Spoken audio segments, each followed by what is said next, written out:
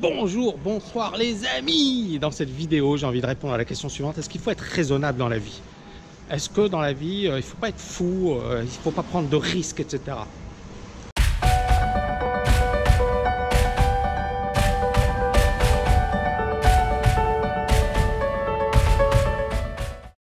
Donc, c'est une excellente question parce que, encore une fois, on nous a appris à être raisonnable. Et on devient encore raisonnable de plus en plus avec l'âge. Je m'explique. Quand on est jeune, on est un peu fou. Quand on pense qu'on va refaire le monde, qu'on va faire plein de choses, etc. On a plein de rêves, on est fou, on a plein de fougue. Et voilà, on se dit tout est possible, rien ni personne ne pourra m'arrêter. Et puis, soit vous avez de la chance et ça se passe bien pour vous et tout s'aligne et c'est génial. Soit c'est pas le cas. C'est-à-dire que vous subissez un échec, ou puis un deuxième, puis un troisième. Et puis à la fin, finalement, vous vous dites, bon, bah, j'accepte ma situation, j'accepte mon sort. Je pense que ce n'est pas possible voilà, de réussir et qu'il faut être raisonnable. Et le problème du raisonnable, c'est que au final, bah, on vivra une petite vie. C'est-à-dire que, en fait, on ne se permettra pas de rêver. On se dira que c'est pas logique, d'accord? Il faut être raisonnable. Il faut... Regardez ici.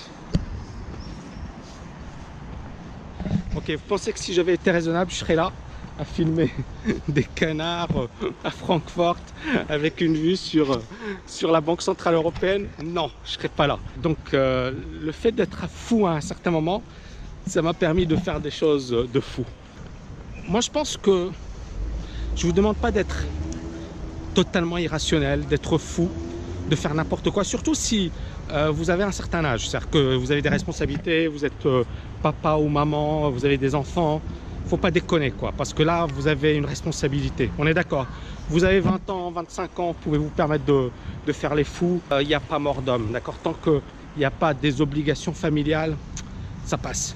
Une fois que vous avez des obligations familiales, il faut vraiment ne pas se rater, parce que si on se loupe, ça peut être très chaud, d'accord les amis?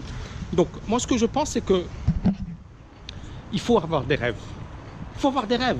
Je ne sais pas quels sont vos rêves, mais il faut avoir des rêves. Et il faut aller jusqu'au bout de ces rêves, parce que sinon vous vivrez dans la frustration, vous vivrez toute votre vie une petite vie, vous ne serez jamais content de vous.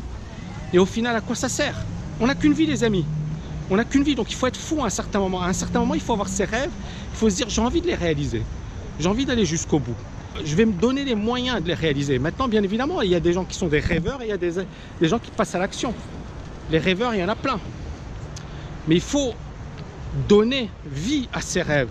Et on donne vie à ses rêves en passant concrètement à l'action et en faisant des choses de fou. D'accord? Et donc, ça passe par du boulot. Ça passe par des sacrifices. Ça passe par des choix. Ça passe par des décisions parfois difficiles. Ça passe parfois par un changement de priorité. Ça passe par plein de choses, les amis. Et donc, soit vous êtes dans cette optique et vous vous dites, voilà vraiment ce que je veux faire. Et je vais me donner les moyens de le faire et je pense que j'ai les capacités de le faire. Bah, jouez le jeu à fond. Jouez le jeu à fond. D'accord? Et puis, après tout, si vous échouez, c'est pas grave. Parce que il faut ne pas dramatiser. Il y a des gens, parce qu'ils échouent, ils se disent, c'est la fin du monde, j'ai tout perdu, c'est catastrophique. Non, un échec, ça nous permet d'apprendre. Ça nous permet de comprendre des choses. Vous voyez ce que je veux dire? C'est pas parce que tu as échoué que c'est la fin du monde. Tu as échoué, mais tu as appris. Moi, j'ai échoué plein de fois. Mais c'est ce qui m'a permis de réussir comme j'ai réussi.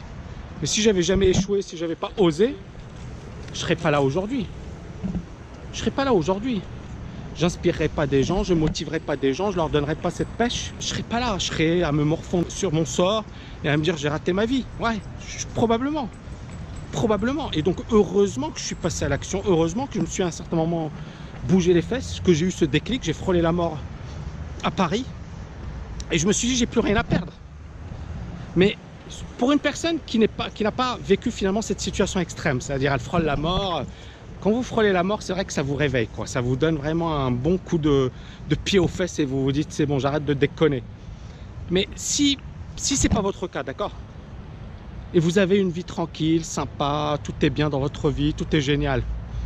Et vous dites, je ne veux pas faire trop le con. Mais n'oubliez pas, la vie passe vite. Et remettez les choses dans leur contexte. Qu'est-ce que vous voulez faire? Et est-ce que ce que vous voulez faire, ça va vous mettre en danger? Est-ce que ça va vous poser de gros problèmes? Est-ce que vous pouvez vous protéger? C'est-à-dire, quelle est la pire des choses qui puissent vous arriver si jamais vous échouez? Si vous êtes capable de répondre à cette question, vous dites ok, au pire des cas, j'ai ça, d'accord, je ne vais pas mourir de faim, je ne vais pas me retrouver à la rue, je ne vais pas me retrouver au chômage. Ménager également, si vous êtes en couple, vous avez des enfants, réfléchissez à tout ça parce que c'est pas évident, hein. Moi je le dis concrètement, c'est-à-dire qu'il faut également être avec des personnes qui vous comprennent. D'accord, moi, mon épouse, elle me comprend, elle me voit bosser comme un dingue, comme un taré, mais heureusement, elle me comprend. En fait, on s'était mis d'accord avant même le mariage, elle me connaissait.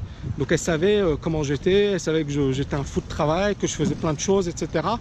Et que c'était ma personnalité. Mais sinon, ça n'aurait pas marché. C'est-à-dire, avec une autre personne, c'est clair que je serais déjà divorcé aujourd'hui. Il faut vraiment trouver les personnes qui vont dans le même sens que vous, qui vont vous aider.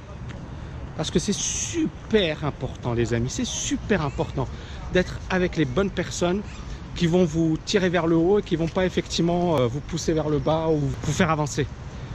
Ces personnes, elles sont précieuses. Elles sont précieuses. Et moi, je vois il y a deux personnes dans ma vie qui sont très importantes, au-delà de ma femme, de mes enfants. Il y a ma maman et mon papa. Mon papa est décédé, mais ils avaient deux personnalités différentes. Mon papa, c'était quelqu'un de négatif, de pessimiste.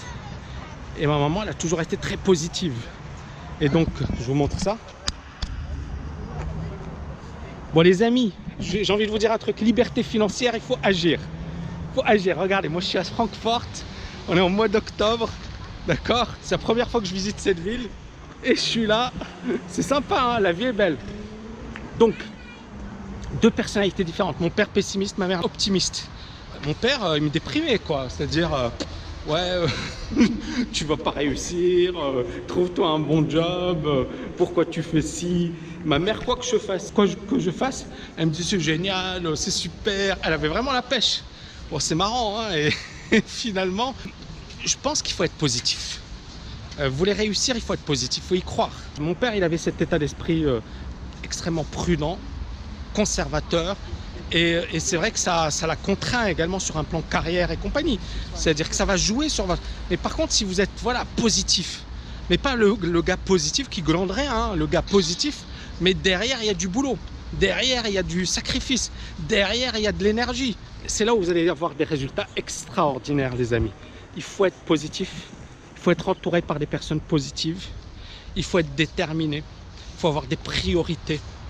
Et c'est comme ça que vous aurez des résultats extraordinaires. Donc, est-ce que ça vaut le coup d'être déraisonnable? Oui, si bien évidemment vous faites les choses dans l'ordre, comme je viens de vous l'expliquer. J'espère que vous avez aimé cette vidéo. N'oubliez pas de la liker, de la partager et je vous dis à bientôt. Ciao, ciao, ciao!